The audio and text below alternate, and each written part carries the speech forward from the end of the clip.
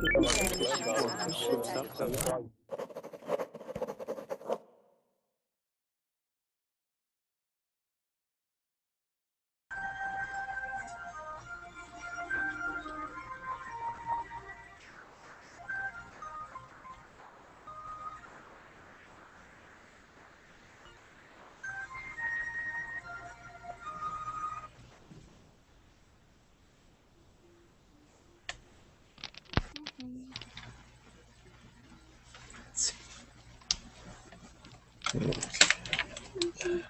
we go.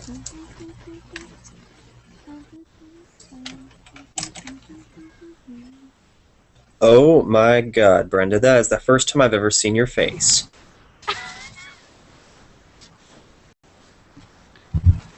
Okay, hello Gwen, how are you? Yeah, I'm fine. How are you? Doing great. Did you get to watch the video? I watched the video about geography class. Ah, okay, great. Yeah, it's tempting to me. I love to learn geography, history, science. It's unfortunate you weren't here for last class. We were all learning to sing. It was fantastic. Yeah, I was there, but the class was full. I know, I saw your message. I was looking forward to hearing you rap. I can rap Eminem a little bit. But... Okay. Well, I think excuse me. Courtney's class is ending right now, so we'll wait for a little bit for her class to finish, and then we will start over here. Looks like Lizzie's joined us. We've got Mr. Solano is back. Matthew. Great. Yes, ma'am. Do you remember that the last no, this one, the last comedy class that we're talking about relationship?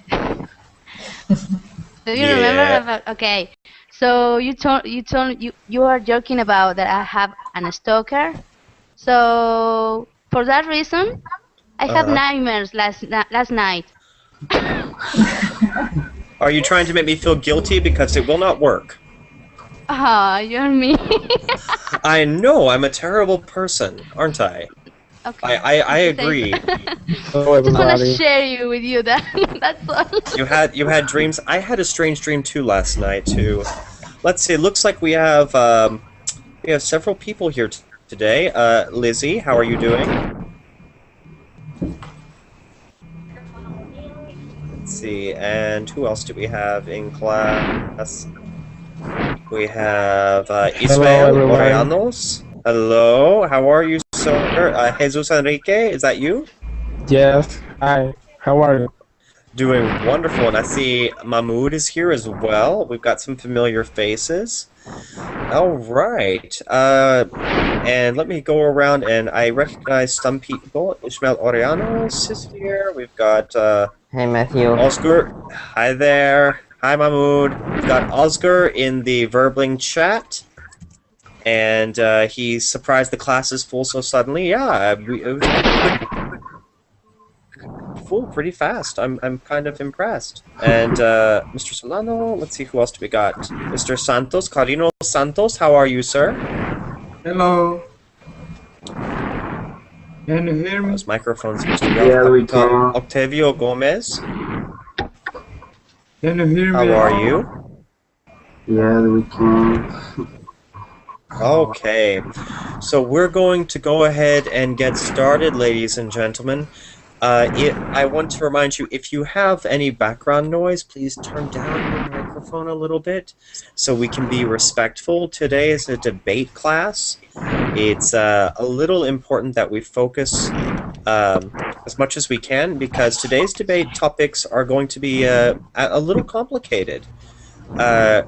This is the first time that I've had an opportunity to discuss these topics. They are conflict and war, social and economic policy. I hear somebody breathing or making a loud noise. Let's be sure to turn that down. I think it's Brenda. Me? You think it's Brenda? I don't see her. I don't see Brenda's volume moving. And also human rights. Human rights is actually a topic only a few years ago I actually was uh, put in contact with. Until I was a young adult, I actually didn't even have any interest or care. Um, so let's go ahead and open the floor. Before we do that, for those of you who are new, my name is Matthew. I'm a teacher here at verbling.com. It's wonderful to have everybody here. This is my fourth year in teaching. I'm a teacher in the United States, in the state of Texas, and wonderful to have everybody. I think we have some familiar faces. Let's go ahead and do our standard introduction. Mahmoud, would you start us off? Okay, I'm Mahmoud Safir from Syria. I'm 16 years old. Wonderful. Thank you, Mahmoud. And Lizzie, are you there? Hi, now I'm here. Wonderful. Lizzie, where are you from? I'm from Brazil. From Brazil. Wonderful. What city in Brazil? Rio. Rio de Janeiro. Fantastic. Carlino Santos, sir, are you there? Hello. Hello. And Mr. Santos, can you let everybody know where you're from? I'm from Brazil too. From Brazil as well. I think we have a strong Brazilian delegation here today. Jesus, how are you doing, sir? Yes, hello. I'm Jesus Enriquez. I'm from Dominican Republic. I'm Yeah. 23 years old. I'm living in Puerto Plata City. Wonderful. Thank you. You're representing the Dominican Republic wonderfully.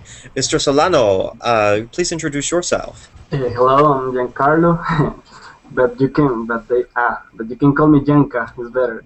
And I'm 18, and I'm studying English teaching. So, hello, Wonderful. everyone. Wonderful. And Mr. Ismael Oreanos, how are you, sir? How are you? I'm from Colombia. I'm Oh. 18 years old. Wonderful. ¿Qué ciudad en Colombia? And I live in Barranquilla. All right. Oh, Fantastic. Shakira City. Tequila Ah, City. yeah. Mhm. Yeah, Not so that I- special for that.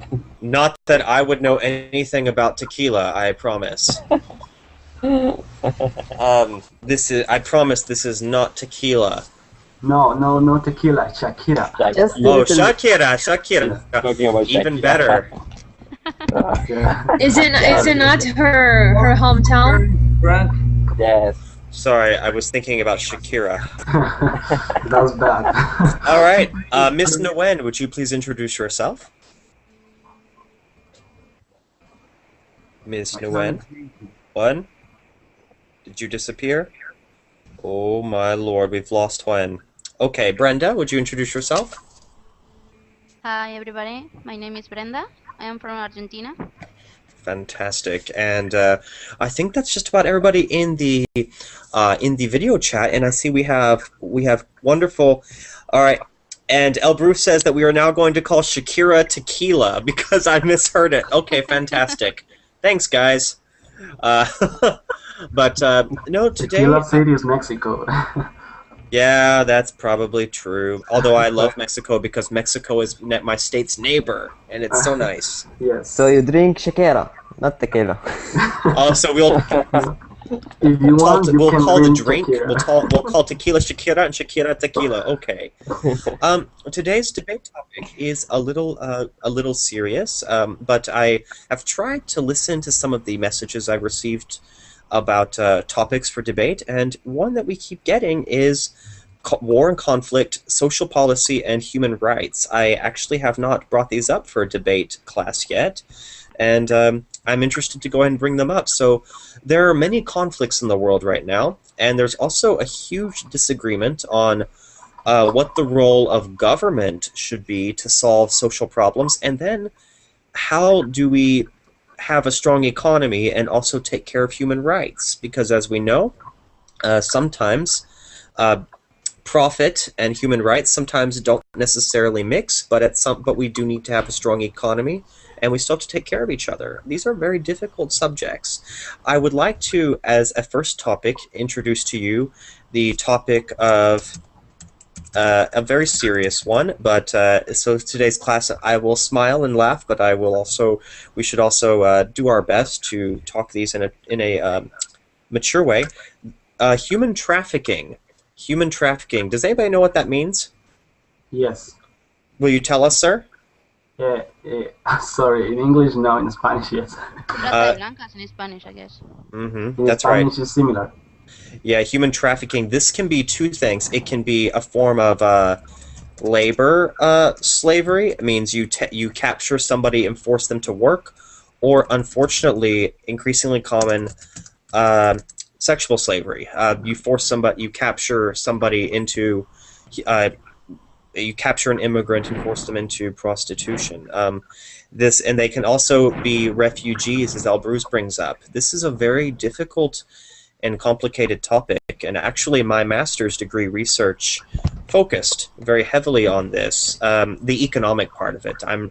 Like I said, my background is mostly the economic part of politics, not the human rights part. I only changed after a very personal experience when I was living in South Korea. My care about this issue changed very suddenly. So let's go ahead and discuss this topic because it's one that affects each of our countries. First off, I'm going to open the floor. Who thinks that this is a major social problem? Or not? And let's defend our reasons why. Can you repeat it again? Sorry. Sure. I said, does anybody think that this is a serious international social problem, or is this something that the international community should not worry about? Human trafficking? Yes. Yes, it is. Why do you think so, Mahmoud? Because they are making the people work by treating them or making them... It's like treating. And they will not work from their heart. They will just do it to save someone or to take money to help someone, like that. Yes. And I think, unfortunately, many Syrian people who are leaving Syria, like you and your brother did, some of them have been caught by traffickers and forced into forced labor. Yeah. That's why we joke and laugh a lot, but I am very grateful and happy that you and your brothers are safe in the United Arab Emirates, where nobody can catch you guys. I'm very happy that you guys can be here to be my students. Thank you. Anybody else, before we think about how this affects our personal countries? Who else thinks that this could be a serious problem? Can you explain the reasons why you think so? Okay, okay. I don't know if in your country, but in my country we have a huge problem, with sexual slavery. Yeah. There are a lot of women, and a lot of girls, young girls who are disappearing, and so it's terrible to hear the news.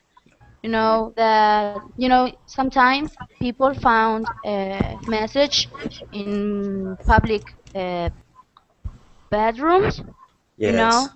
Girls, some girls who are taken, right? And they are, for example, being taken to another state. So we have no idea who are these girls or where they are taken. So it's a huge problem in my country. Yes. It's really sad. Yes, and it's Hey Matthew, I have to say that here in Brazil this is not a major problem, and actually it's on a soap opera here, a story about a trafficked human. They're only girls and they were forced to be prostitutes in another country. But I think it's the first time that we are actually discussing it because it's not a major problem here. Yeah, maybe I would think Brazil is similar to the United States. Rather than being a source of victims, it's probably a destination of victims. Yes, maybe we would say a port of entry. Yes, Yes, because here in Brazil, you don't have a stereotype. You can be black, you can be white, you can be Japanese, so you can mix it well with the population. Yes, we have a similar issue. The United States, of course, officially slavery has been illegal in the United States since the Civil War, but we have had sex trade victims from all parts of the planet. For example, my home state of Texas, unfortunately, because we are so big and we have so many trade ports along, like Houston, but also along the border of Mexico, my state, unfortunately, is the largest point of entry for trafficking victims, which our state government, thank God, has begun to really seriously address. We are not a source of victims usually, but we are a destination for them because the customer for these victims exist here, much like the customer would exist perhaps in Brazil, rather than the victim themselves come from there. Yes, And that's one thing people forget about this issue is it's actually an economic thing. It's based on supply and demand. Unfortunately, as sad as that is. So I think it's, first off, I want to commend everybody. We seem to have a lot of interest in human rights issues. And like El Bruce brings up, there's also organ trafficking, the illegal trafficking of people whose organs are stolen. Believe it or not, that is something true. You know, ancient Egypt there was a slavery. There was selling people. Yes. To the rich people. Mm-hmm. And make them work in the farms, carrying people on their shoulders. Yeah. And that's one thing I'm very grateful that this issue over time, very recently, in just the past 2 or 3 years, has gained a lot of international attention, and the international community has finally begun to actually cooperate with each other, which is, of course, very rare on this particular issue. So hopefully we can discuss more. To be honest, my background, like I said, is not in this, but I think to make it more safe for us to debate our opinions about these issues, I'm going to share a personal story with you. When I was living in Korea, I was a school teacher, but I became friends with many Filipino people. And most of them, they come to Korea to work in the factory. But I met one girl who was a mail order bride, and she actually was a trafficked victim because she was brought over.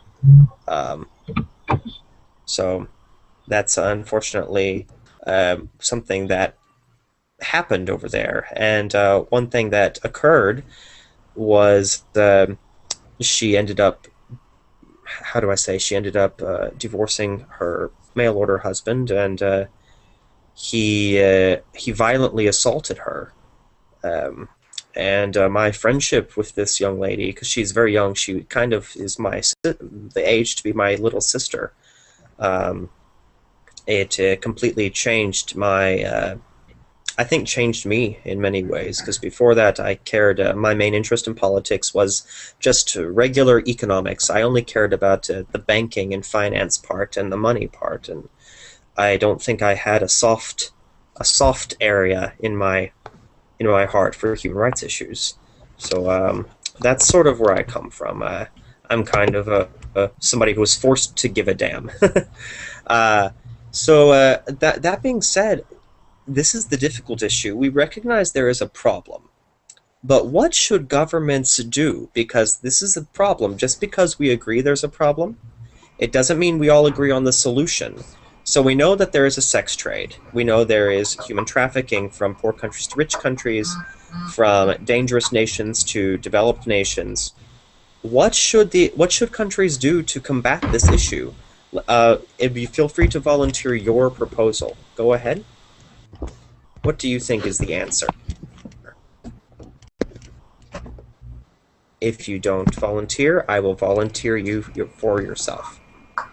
I think in Costa Rica the major problem is the government, because the government doesn't do nothing. Doesn't do nothing. You think they are not able to stop? Not able. They are trafficking. Useless. Is that the what government in Costa Rica is useless? Because useless. The perfect word. In a lot of things, Costa Rica is falling down by the government. The government is so bad. So you think since the government, in your opinion, since the government in Costa Rica is not able to function very well, Yes. you don't think that it can effectively deal with human trafficking or really any major Mm, social in a problem? lot of things in sorry in uh, human traffic, in politics, in economy, in I don't know Mm. anything. And I think Mr. Solano expresses a real opinion many of us may have. Many of us may just not trust our governments to be very effective partners. What does anybody else have a solution? What do you think your nation's government should do to try and combat this particular issue? What do you think? Can I? Of course, go ahead. Yes. The major problem here in our country is also human trafficking, and I think the main problem is that girls, a lot of girls who are like transported to China to Mm, be Chinese, like to be wives in China, and yes. they are so naive because the criminals they like play tricks on them. They promise that will give them good jobs or like Mm, if you go with them, you can get a good job, you can have a better life. But actually, they will transport you to across the border to China. So I think the thing is we need to raise awareness in this case. yes, I see your argument is very strong because education, of course, the more educated any person, boy or girl, is, the more economic opportunity they have, and also the easier they can identify a threat, a dangerous situation, and they know that somebody is not trustworthy or that a particular situation is not good. I think you're leaning towards a need to combat ignorance and naivety among young ladies who maybe have not been given all the best opportunities, and they take an opportunity which they feel, honestly, is their best chance at a good life. And who can blame them? Who can Hello, blame them for that? Go ahead. hello, sir. Yes. How are you? Yeah, fine. It's a if you look at the human trafficking is a big issue in the world. That's Okay, right. government have to choose this problem. Like stop the economy is a if you look at the human trafficking is a big economic booming in human trafficking. If Mm-hmm. it's the government wants to stop the human trafficking, they cut the budget and must be uh, restriction for companies and terrorist organizations. They cut their profits and make a big punishment. Like they cut this, stop prevent the economic sites. If governments prevent the economic sites, I think a lot of I mean 60% of the issues is I think sorted out. I think Tim makes a strong I hope point. you understand me, but Yes, absolutely, Tim. I'm sorry I'm a little bit bubbling because my Yes. English is rusty. Yes, yes. Tim, I think you make a strong point here, and I think your focus is similar to most governments, where our focus is on the terrorist group or the cartel or the Exactly, cartel. purchaser. So the middleman, as it were. I will also offer a counter because this is a debate class. I don't necessarily agree or disagree with you, but my job is to play, as we say in English, devil's advocate. That means my job is to challenge your position a little bit. Your focus is more on the criminal, but also we need to consider the victim themselves. And to this point, I believe that Miss Nguyen makes a strong point. As long as there is a demand for the service of these cartel members, for example, these traffickers are not simply kidnapping women many of the times. Many times they are actually taking advantage of women who are, or children or men who are in a bad economic situation, and there is a demand for them to want to move to another country, and then they are, of course, kidnapped and forced into labor or the labor or the sex trade. So I agree with your economic argument, but I also would say instead of just focusing on the criminal, we also need to focus on economic development in the home country of many of these victims. Yes, but I'm talking about develop. Tim? Tim, are you there? Did we lose you? No, he's there. Somebody muted him. CPR. Guys, don't mute people. Hello? That's I'm very. here. Can you hear me? Yes, we can. Ladies and gentlemen, let's not mute anybody in the middle of a debate. That's actually very rude. Let's be respectful of different opinions. Please go ahead. You are right, but you are talking about the governments and the poor countries governments. Of course, they take care of their people with growth, their economic capability. But I'm talking about the developed countries, the restrictions. Yeah, you know, it's a also another big issue in this problem is a bribe. You know, governments governments officers involved, and a lot of is a bribe issues also. It's a big shame. But most of the government officials who are involved in the trafficking tend to actually be in the developing country, not in the developed country. Yes, sorry. So I think we probably focus on the point of destination, the point of origin, rather than just the point of destination. For example, guys, let's be sure not to mute individuals. For example, like in my home state here, very recently, last year, we changed the law about human trafficking to make the crime much more severe, which I think is correct. It was the right choice to make. However, it's not enough. It has not stopped human trafficking in my home state, even though we made the law much more strict and the punishment much more severe for the criminal. They have still continued to make enormous amounts of profit. They have still continued to send trafficking victims through my home state, about 50,000 a year. Maybe the problem is that we have to change as a society. I think we see a different approach coming here. So I think I've argued one position, Tim has argued another. Brenda seems to be offering a third way. What do you think, Brenda? I think that, okay, I know that the government, you know, must take care of us, but the government is not the only responsible for that. We have to take care of us, you know. It's not like, okay, there's not just one guilty in this situation. I believe that. So. Yes, and maybe that's one thing, we are focusing a little too much on government and not on other responsible groups, such as groups in society, communities, business, religious groups, the financial sector, the education sector. I think we have to look at this as a very broad issue that affects not just government but civil society. I think you have a point there.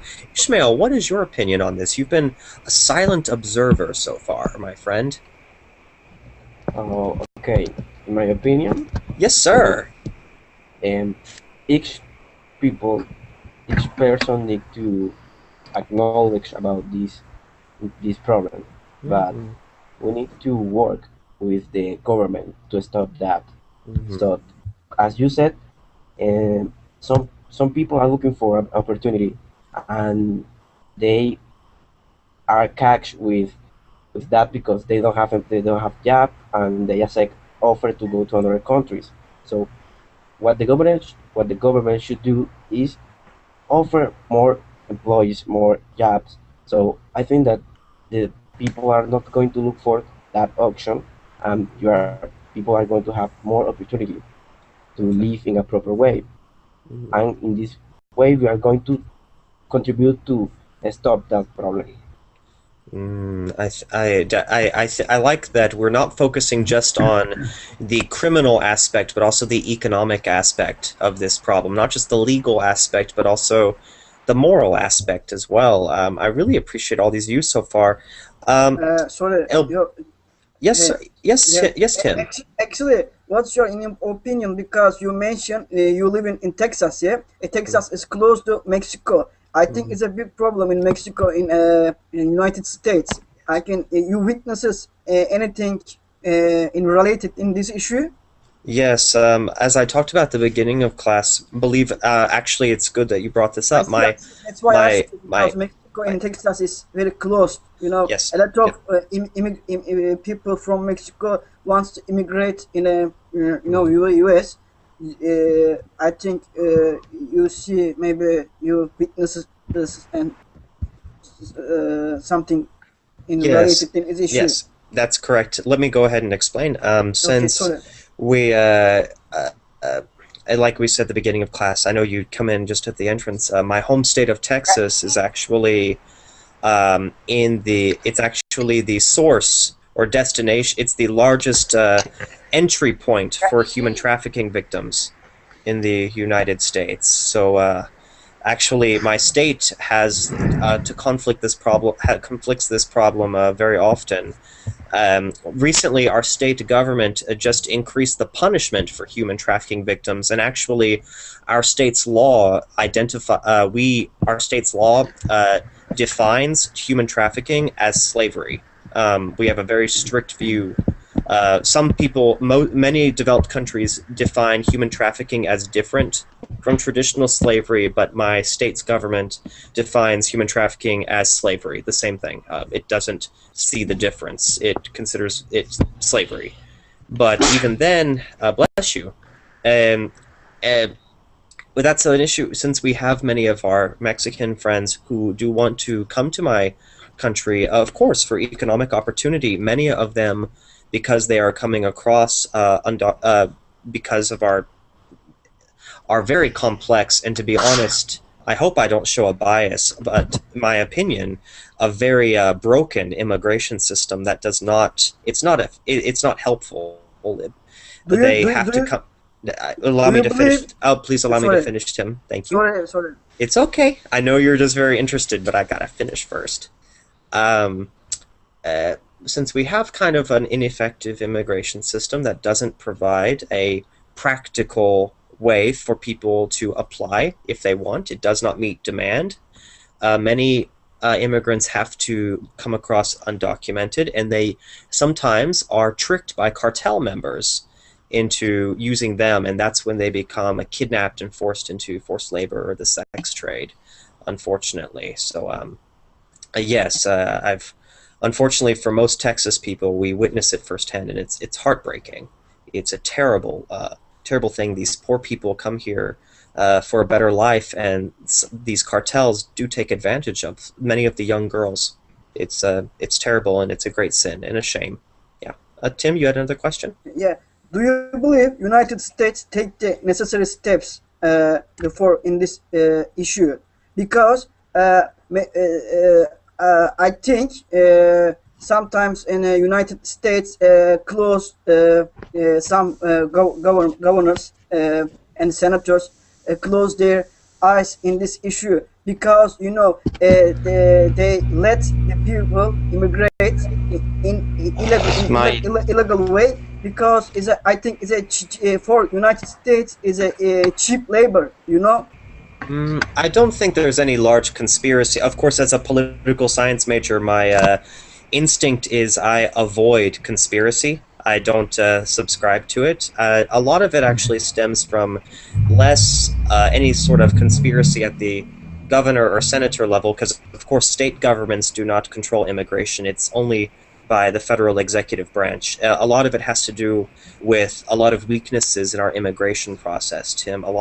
First off, that our immigration system is based off a series of very clumsy laws that are difficult to enforce because, of course, as you know from a government course, just because you pass a law, it's not enough. You have to be able to execute it, and some laws are designed to be very very clumsy. So our immigration system is actually just very poorly designed, and because it's poorly designed, it's poorly executed.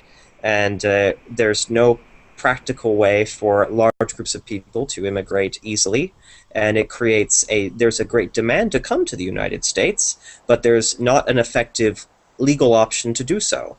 I do think now, as you know, in the recent news, both President Obama and his Republican counterparts in Congress, they have recently agreed to finally pass immigration reform, to finally reform our system. I'm very optimistic about that, not because I think anybody suddenly become more moral, but because the Latino vote is so powerful in the United States now. This past election, of course, Latino voters were a very powerful group, and they elected President Obama helped elect him back into office. So I think both parties recognize that since this immigration issue is so important to our Latino brothers and sisters who are voters, that they have to pass reform. So I do think there is, in the past I was a little bit more skeptical. Right now I'm more optimistic that at least this particular issue with regard that helps cause human trafficking, our broken immigration system, hopefully can be reformed and finally meet demand. That's kind of where I stand right now, but we'll have to see. We need to see how well they work together. Let's hope that they will. I pray for it. Anybody else before we go ahead and move on? Bruce, Lizzie, anybody on human trafficking before we move on to war and conflict? I'll explain the point I wrote, that do you make people slaves and their mothers born them free? Those slaves, they are working, their mother born them to be free and enjoy their life. So those people caging them so they can't do what they want. Yes, I you know what? I think that's a beautiful phrase. Actually, it reminds me a lot of my favorite United States president. Does anybody know Abraham Lincoln? Yeah. Yes. Yes, of course. He's my favorite president. He's the one who ended legal slavery in the United States, and he led our nation through the Civil War. He often said, Mahmoud, your sentence was so poetic, it reminded me of Abraham Lincoln. So I just wanted to let you know that. That was very beautiful. Elbrus, do you have anything? Lizzie, do you have any opinion, Elbrus? Actually, that was written in Quran. Really? It's in the Quran? Yeah. That's beautiful. Do you know Thomas Jefferson, our third president? He actually owned a Quran, and he read the whole thing. Yeah. Did you know that? Yeah. Yeah, I did not. Would you make people slaves when their mothers wanted them to be born free? That is a beautiful phrase. That's actually very... I'm sorry, that made me happy. I'm going to put that on my Facebook later. Okay, so any last comments before we switch to war and conflict? And you know what? I really want to give credit to everybody. Some of you are new students to my class, some of you are familiar, but I think we are approaching these topics with a lot of, I think, respect for everybody's different opinions, and also a lot of interest. I'm glad I picked these. I'm really happy about that. So let's talk about... yes, sir? Yeah, can I ask you something? Sure. Sorry. You mentioned about Latino people in United States is a majority. I think about the elections. Yeah. Yes. Also in United States in election is the majority. You know, a lot of we can see a lot of lobbies and a lot of companies, factories, their owners. Also majority of the United States in elections. Yeah. Okay. Maybe it's government led immigration because they want to immigrate the people in the United States because for their companies, for their factories in immigration, it means cheap labor. Mm. Do you believe in some I don't know which authorities exploited cheap labor in letting immigrants in illegally in the United States? I hope you understand. Sorry. It's okay, I understand. Well, our laws actually on employing illegal immigrants are actually very, very strict, believe it or not. Business groups do want, business groups and liberals and Hispanic people do want immigration reform. Hispanics would like it because, of course, many families are mixed between Mexican and U.S. citizenship. Liberals like people who are politically liberal. That means politically liberal. They like it because they think America is a nation of immigrants and we should be open to immigration. And business groups like it because, yes, it allows a larger pool of workers.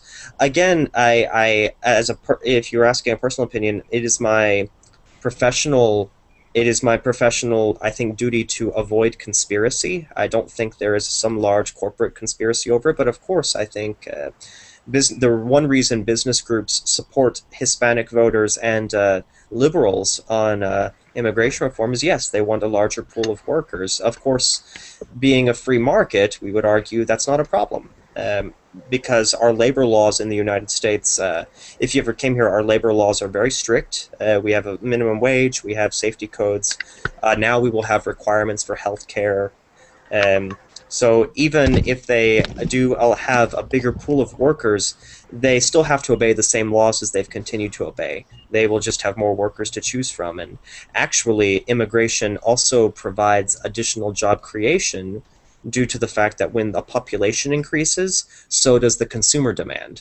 So it actually, immigration in the United States has always historically created a net growth of jobs. For example, we have 300 million people now. 200 years ago, we were only 3 million people.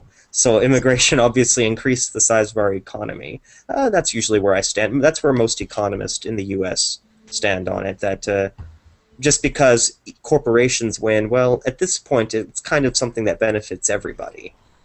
Being open to immigrants, especially immigrants of different cultures, especially Latinos, is very beneficial for my nation. Sorry, I'm talking about is illegal immigration. I'm not talking about official. You are right. It's official immigration. You are absolutely right, 100% right. But I'm talking about illegal immigration.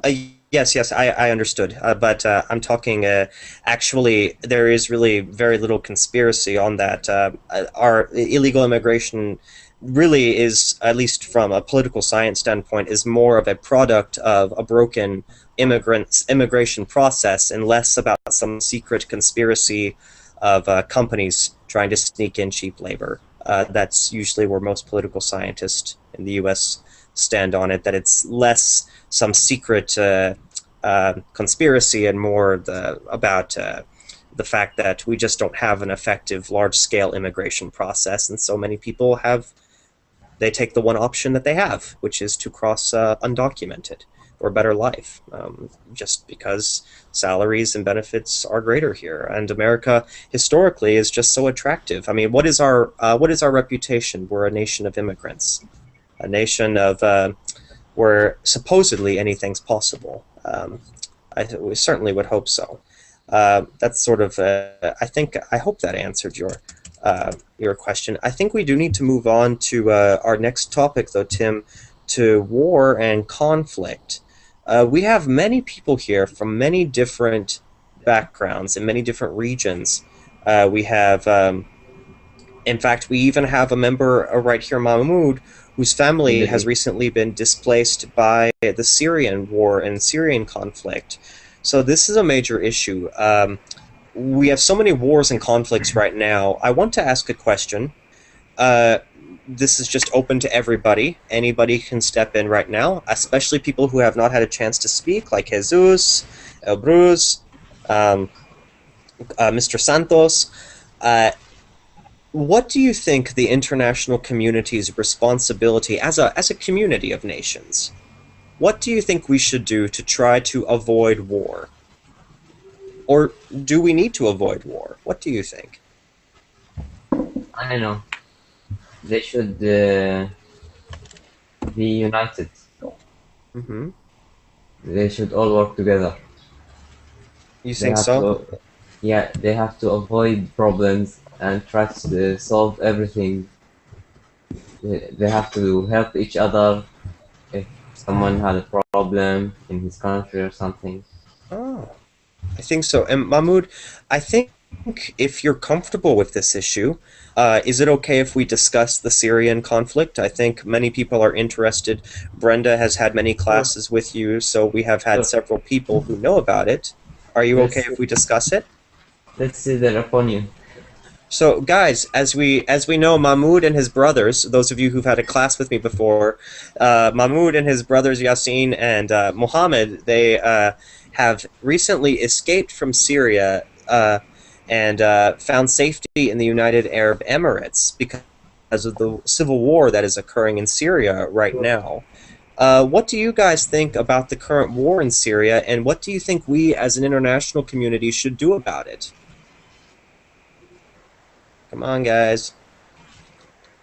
I think the organizations, sorry, I think the organizations what have to to to fix the conflict is ONU, but ONU, as Wolf says, close its eyes. Mm-hmm. And Ms. Huen, what do you think that the international community should do with regard to the civil war in Syria? Yeah, in my opinion, we should let the Syrians solve the problem on themselves. You think that we should stay out and allow both sides to continue fighting and see which one will Yes. ultimately triumph? Mm-hmm. Respect Syria's Yeah, nationhood because and not involve. Can I talk? Oh, I oh, think Miss Huen? I Okay, think that's mean. Hang on, guys. Let's do one at a time. Juan, are you finished? Would you like to continue? yes, because as a member of United Nations, we shouldn't interfere in other nations' business. Yes, actually, she brings up a legal point. Members of the United Nations, the UN, we are required by international law, usually, not always, but usually, we agree to non-intervention. That means we agree to, under international law, we agree to not attack other UN members unless there's a very special exigent circumstance. So she brings up a strong point. Almost always we are supposed to stay out of those conflicts. Ismail and then Mahmoud. Okay, but I would like to say that, for example, my country, we are living our own war. I mean, so as you know, I don't know if is you haven't heard about Colombia have some problems with Yes. a group called FARC. The FARC, yes. That's fact. So nowadays we're trying to stop this problem. So what we are doing is to try to talk. I mean, we know that with we are we have been fighting 17 years or 17 years. Yeah. So a lot of people has died. So we are trying to talk and to to find an agreement for all the Mhm. people and to stop all the war. So for me, the solution is that what we are doing now to talk and just stop the war and try to get an agreement. So you think as an international community we should pressure Syria, both Exactly. sides in Syria to try and negotiate a peace? Yes, I think that my country is doing that now. The things are getting better, and we are doing that with another country. With if I am is a another if I am right with Oslo. Yes, and we are trying to get better and with just talking and avoid that. Fantastic, fantastic. And then Mahmoud, actually Juan has just asked you in the Verbling chat to give us more information about the conflict in Syria. Can you, I know it was your turn to speak, could you please for all of us, for Elbruz and Juan, Brenda, me, Tim, Mr. Santos, could you explain to all of us what exactly is happening in your nation in this civil war? Well, it started because the local police took some kids and they almost killed them in the cage, and their families were very mad. So they are there like brothers. So everybody was mad, and they wanted to do something. Some of them had some guns and some weapons, and that's how it started. Was this also in response to the corruption that of your government for the past several years? Yes. Mahmoud, you had to go out to Syria? What?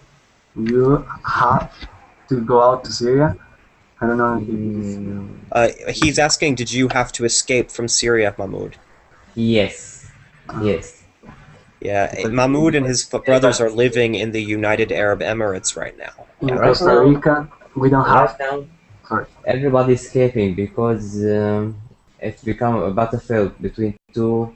I don't know how to describe it. We would say in English, two factions. That means two groups that are fighting each other, the government and the rebels. Yeah. Sorry, do you believe agreements between European Union or United States is bringing to peace in Syria? Do you believe in that? I didn't understand you. It means, do you think that if the United States or the European Union tried to help negotiate a peace between the rebels and government, do you think it's possible? No, that's not possible. No, oh, sorry. If possible, do you believe in stop the war? Actually, if their negotiation solved they did a negotiation. They did that, but then they forget about that and they just came back to fight again. Mr. Santos, I think you wanted to say something? I don't want to talk about it. Oh, okay, no problem. And El Bruce actually put in the Verbling chat the Wikipedia article on the Arab Spring in Syria. El Bruce, what is your stance on this issue? What do you think? We are the neighbor of Syria. You know, I'm living in Turkey. And the powerful countries, how can I say, wants to be arbiter in that area. And because of that, in the TV or in the social media, they said the war has to be stopped. The Syrian government is wrong like this, but actually they want this war because they want the arbiter on that area, and they are pushing my government to start a war with Syria. But in my country right now, in that moment, we are hosting over 300,000 people from Syria. Yeah, many refugees. And nobody is helping us. We need really big help because my government is not enough right now. Because but other countries, they promised us to help them. They said, okay, take lots of refugees, how many you can. We will help you, but they are not helping. We have really big problems in that part inside of Turkey with the Syrian people. They are our brothers and sisters. They are human first, but we have real big problems with them, and somebody must help us about that. Yes, and I think we should also give some credit to Turkey. Turkey has received a lot of international praise and compliment because it has very selflessly, without really any financial help, it has really it has opened its doors to many Syrian refugees, even without any financial assistance from the rest of the global community. That's very fantastic, and I think But that the deserves other applaud. bad thing is, and we have a big problem about terrorism in Turkey. Yeah. And that terrorist group, everyone calls PKK, Yeah. they are using Kurdish people. They said we want a Kurdish nation, country, Made new. out of northern Iraq and Yes. yeah. Yes, and they are using Kurdish people. And the problem is, the people who are coming from Syria, also they are Kurdish. And the terrorist group wants to use that against us. Yes, and that This is the other problem. creates a new, even more complicated issue that if we had more time, we could definitely talk about. I think I want everybody to look in the chat. Brenda has actually put a very, I think, very useful phrase. Los hermanos sean unidos porque esa es la ley primera. Y si entre ellos se pelean, los devoran los de afuera. Brenda, could you translate this to English, please, for everybody? Is from a famous book here in Argentina called Martín Fierro. And it means that because we're talking about war, a civil war, right? Yes. So practically, what you're saying is that you are fighting, you are fighting with your own brothers. So what I write there is part of that book of Martín Fierro, which it says something like, if brother must be together. They shouldn't fight, because if they do, they're going to be eat from the people, from I don't know how to say this.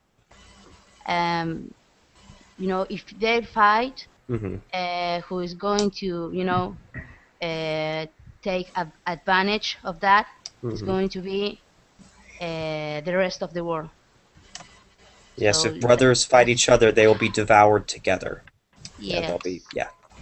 And and I think almost all of our nations have actually experienced civil wars, from America when North versus South fought each other. Of course, the Bolivarian revolutions in South America, the Turkish War of Independence, Mexico's ongoing. Almost all of us our countries have experienced conflicts where brother has fought against brother, sister against sister, unfortunately. And yes, yes, sir. Bianca, over here in Costa Rica, we don't have army, so I don't know how it's a civil war. So I think to don't have army is a good idea. So I don't know. I think so. You think so? I have a question for Mahmoud. Do you think it's a good idea U.S. Army try to tighten the conflict? No. That would make it worse. I think even we don't want to do that. That would make it worse. Yeah, I think even most Americans from both political parties. Because there's some countries want that, some countries no. So if the countries who don't want that and they so it's gonna be World War IV. Yeah. Sorry. Guys, let's go ahead and speak just one at a time. Let's be respectful. Tim, you're next. Yeah, I'm also in the Middle East. Is another war is continue, but public opinion close their eyes also. For public opinion more pay attention just in Syria in the war. Also in the Middle East, in the Israel and the Gaza, and the war is continue. Also is important the war, but nobody pay attention. Everybody pay attention. I mean, everybody is public opinion. And media, newspaper pay attention to Syria, but also in a lot of people dying, innocent people dying in the Middle East. What's your opinion? I don't know anybody. Or that's a very important issue, I think, too. To piggyback on these, and to actually bring on that, Mr. Solano, I think America's ability to militarily intervene is even if it's needed, is very limited now. As you know, our finances, our government finance is very limited at the moment. And both of our political parties, Republican Party and Democratic Party, both are against any further military intervention right now because of our debt and our bad budget. And I think that also raises a serious question. What can the United States do, if not intervention, perhaps economic or its diplomatic power, because it is a powerful economic and diplomatic nation? What can it do, especially in the Palestine Israeli conflict, or what can the community do? Because, of course, as we know, there was recently a fight between Hamas and the Israeli state in the Gaza Strip. And I think we're out of time now, but that is, Tim, you bring up a good question, and I think that that particular war may be the topic of our next debate class. I know we had a couple of late people come in. Thank you for coming in. Guys, I do want to bring up, we'll have a class again in about an hour. It's going to be a slightly less serious course, but I want to really compliment everybody. We really had a very serious topic, and we all had different opinions, but there was a lot of respect, and I really appreciate everybody's maturity. And Mahmoud, I really appreciate you opening your country's issue up for discussion. I know it's not an easy topic, but we're all praying for you and your family right now as you're in the United Arab Emirates, and hopefully pray for a peaceful solution to the conflict, one way or the other. Everybody, great work. I will see you if you want to stay with me. I'll see you in about an hour. If not, have a wonderful evening. Thank you. All right. Good night. Goodbye. All right, see you later, guys. Bye-bye.